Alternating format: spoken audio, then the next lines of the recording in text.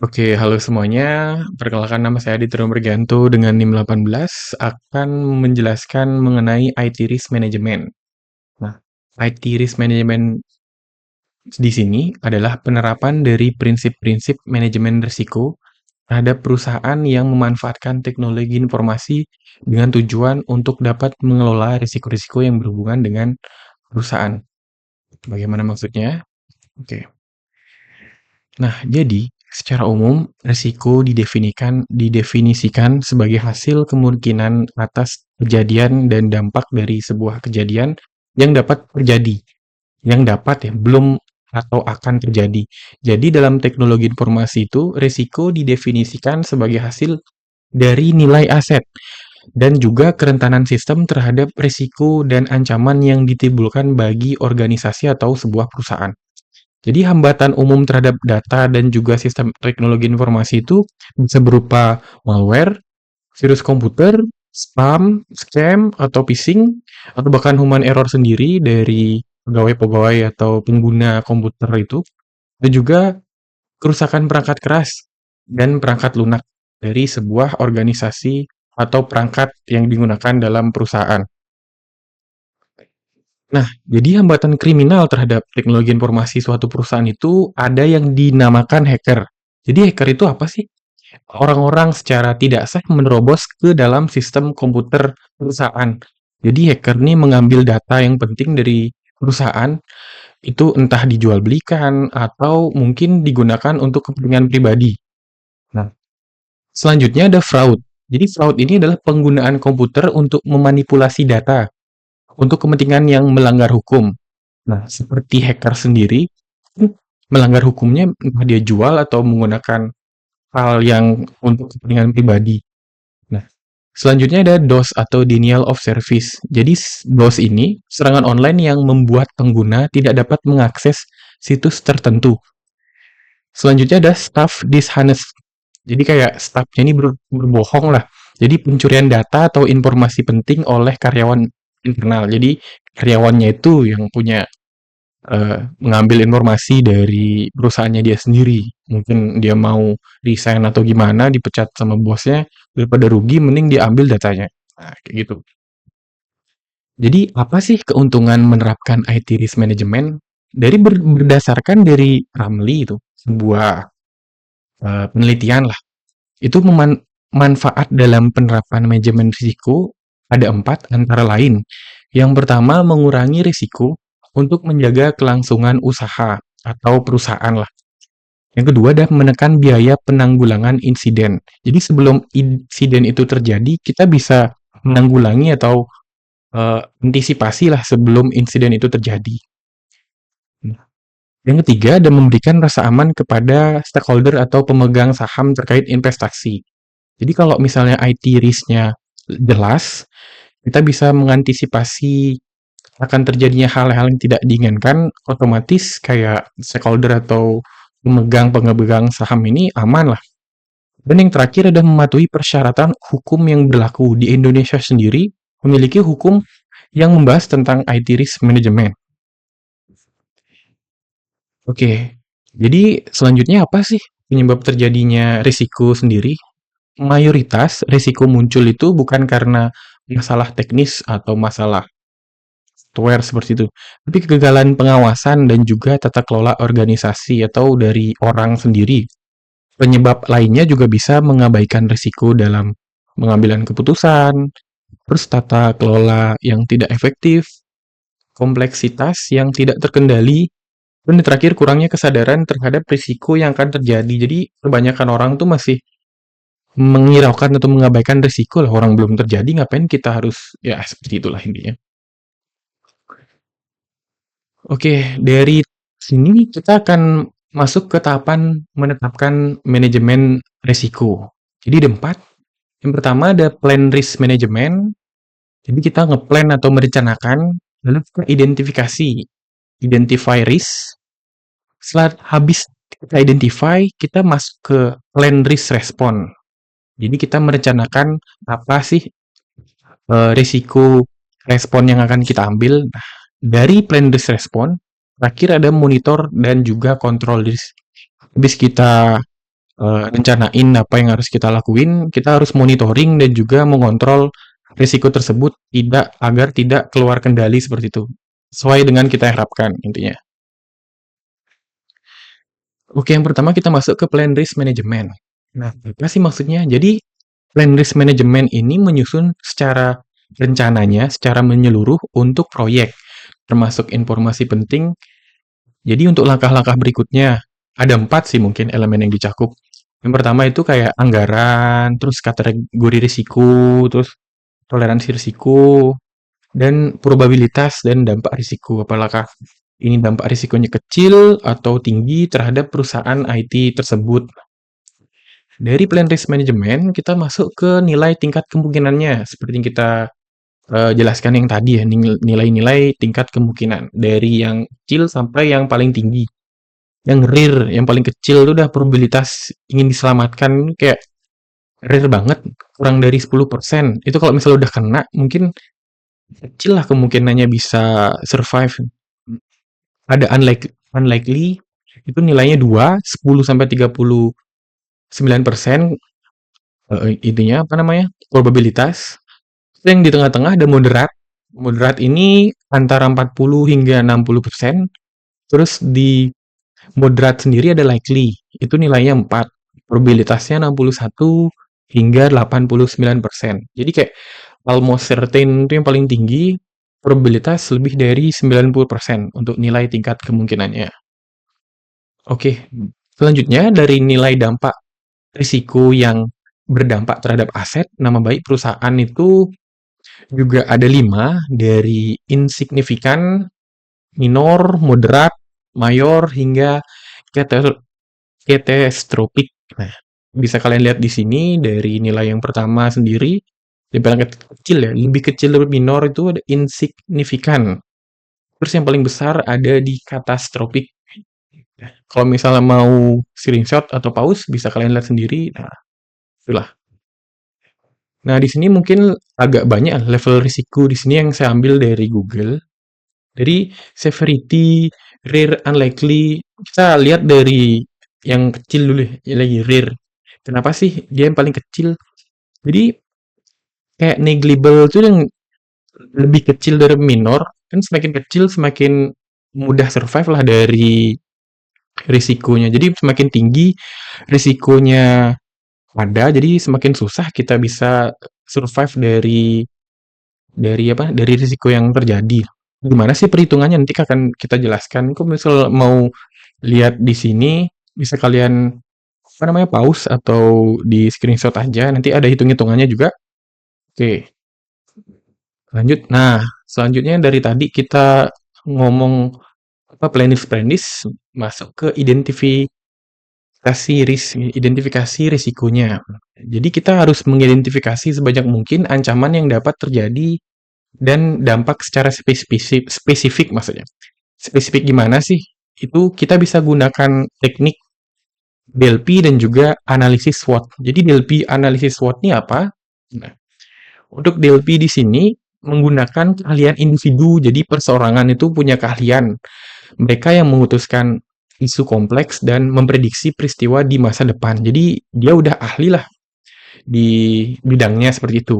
Untuk analisis SWOT, kita kayak menyusun kekuatan, weakness gitu, peluang atau ancaman lah.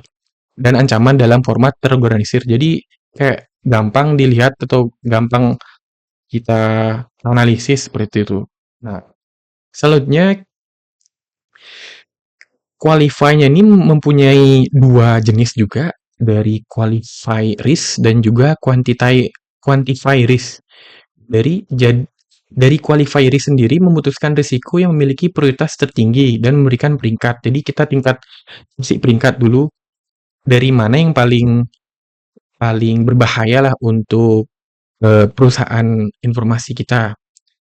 Nah, dengan cara membuat matriks tadi, probabilitas dan juga dampak. Tapi untuk quantify risk, kita analisis secara number dari risiko yang kita prioritaskan tadi, yang mungkin paling berdampak besar pada tujuan proyek. Jadi mirip-mirip nih dari qualify risk dan juga quantify risk. Nah, dari quantify risk di sini juga ada tekniknya ada 4, wih, banyak banget. Yang pertama ada expect monetary value, itu mengalihkan probabilitas risiko dengan dampaknya. Terus ada decision tree analysis, itu menggabungkan probabilitas dalam pengambilan keputusan. Yang ketiga ada sensitivity analysis, menentukan risiko yang paling mempengaruhi biaya atau tujuan proyek. Nah, yang terakhir ada Monte Carlo simulation. Mungkin kalau Monte Carlo sendiri ada nama orang, dia tuh menyimulasikan kemungkinan yang terjadi untuk pencapaian target proyek. Oke, lanjut dari plan risk, kita masuk ke plan risk response. Di plan risk response di sini kita mengidentifikasikan dan memprioritaskan serta menganalisis risiko kemungkinan respon yang terjadi terhadap ancaman. Yang kita bisa menggunakan monitor and control risk, melakukan risk management, dan respons. Mengevaluasi seberapa efektif dan juga respons risiko apa yang akan kita ambil seperti itu. Jadi, bagaimana sih cara menghitung risiko? Nah, risiko dihitung dengan memasukkan komponen likelihood, value, control, dan uncertainty. Jadi ada rumusnya di sini. Jadi risk dalam kurung likelihood dikali value. Nanti value akan ada di kolom yang sebelumnya yang tadi. Nanti akan dikali 1 dikurangi persentasi dari risk yang sudah dikontrol ditambah uncertainty. Nah, maksudnya gimana? Jadi likelihood di sini mempunyai nilai 0,1 hingga 1. Value menunjukkan seberapa besar tingkat risiko yang sudah diidentifikasi atau dapat dilihat dari segi tinggi rendahnya nilai dari sebuah aset yang kena kena risiko tadilah. Nah, jadi untuk risk already control itu adalah bagaimana perusahaan dapat mengendalikan risiko tersebut. Apakah itu dapat dengan mudah dikendalikan atau malah sulit dikendalikan atau bahkan tidak bisa dikendalikan. Nah, itulah. Untuk yang terakhir ada uncertainty. Uncertainty di sini adalah berdasarkan pengetahuan tentang risiko tersebut. Jadi, dalam sebuah perusahaan, mungkin ada pegawai-pegawainya yang fokus di bidang tersebut dan mengetahui cara tentang bagaimana sih untuk mengantisipasi risiko tersebut. Jadi, apakah mudah di diantisipasi atau malah lebih sulit? Seperti itu. Nah, mungkin kayak ada contohnya sedikit di sini. Nah, kita nggak pakai kasus, tapi kayak contohnya aja nih.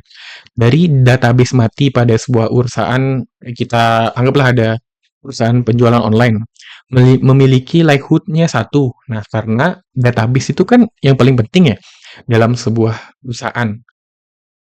Terus memiliki value-nya 90 dengan pertimbangan dapat berdampak pada nama baik perusahaan. Bayangin, kita mau beli online tapi database-nya mati. Ini kan nggak bisa kita ngeklik panjang itu fotonya hilang, terus login juga nggak ada. Nah, kayak gitulah. Lalu, risk already control di sini memiliki nilai 0,5 karena bisa dihandle oleh tim database sendiri. Ya masa nggak mungkin tim database nggak punya antisipasi kalau database-nya mati. Entah itu punya backupan atau punya yang kayak gitulah. Nah, untuk hitung-hitungannya di sini, kita bisa masukin risk yang tadi satu karena likelihood-nya 1, value-nya 90, terus dikali dengan satu yang tadi, dikurang nilai risk already control 0,5, lalu ditambah 0,1. Yang sebelumnya yang tadi, 0,9, 0,1 ini di uncertainty. Nah, gitu dah. 0,1. Kita dapat hasilnya risiko, yaitu 90 dikali 0,6, hasilnya 54. Nah, masuk ke studi kasus yang cloud service disruption atau risiko gangguan layanan cloud. Jadi, dalam kasus gangguan layanan cloud pada perusahaan yang menggunakan layanan cloud seperti AWS, Google Cloud, atau Azure. Risiko utama melibatkan downtime, server, masalah jaringan, atau pemadaman listrik yang dapat mengganggu operasional perusahaan, layanan pelanggan, dan produktivitas karyawan. Banyak banget. Oke, kita awal identifikasi risiko terlebih dahulu ya. Nah, probabilitas dan juga dampak. Dari probabilitas sendiri, Itu masuk ke likely atau 4 karena risikonya cukup tinggi. Terutama nih, terutama jika perusahaan menggunakan layanan cloud yang kurang rob robust atau kurang memperhatikan SLA atau Service Level Agreement dan juga monitoring. Dampak kita ambil major karena besar, yaitu 16. Jadi gangguan layanan cloud dapat menyebabkan downtime signifikan, bisa kehilangan data dan juga kerugian operasional yang besar. Seperti itu. Perhitungannya sendiri, kita masuk ke apa namanya, tabel yang tadi. Mungkin kalau misalnya belum atau lupa, bisa kalian pause atau mundur ke video yang sebelumnya itu. Bukan video yang sebelumnya, maksud durasi yang sebelumnya. Tadi saya jelaskan berupa gambar lah seperti itu. Nah, di nilai risiko sendiri kan udah yang tadi ya, likelihood dikali dampak dikali 1 dikurangi risk under control plus uncertainty.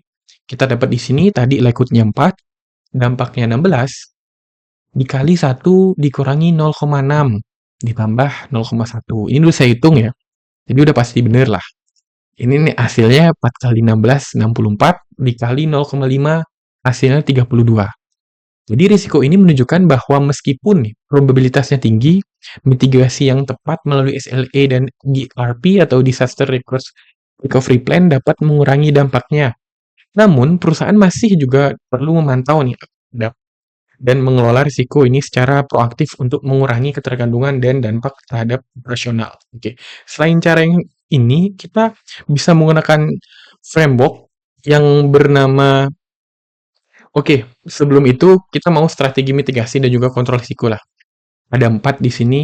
Yang pertama, avoid atau memilih penyedia cloud yang memiliki reputasi uptime tinggi dan SLA yang sulit.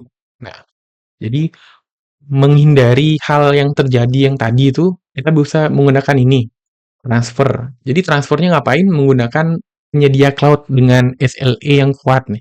Lagi-lagi SLA. Nah, yang ketiga ada mitigate, melakukan monitoring berkelanjutan, memastikan DRP yang andal dan menguji failover secara berkala.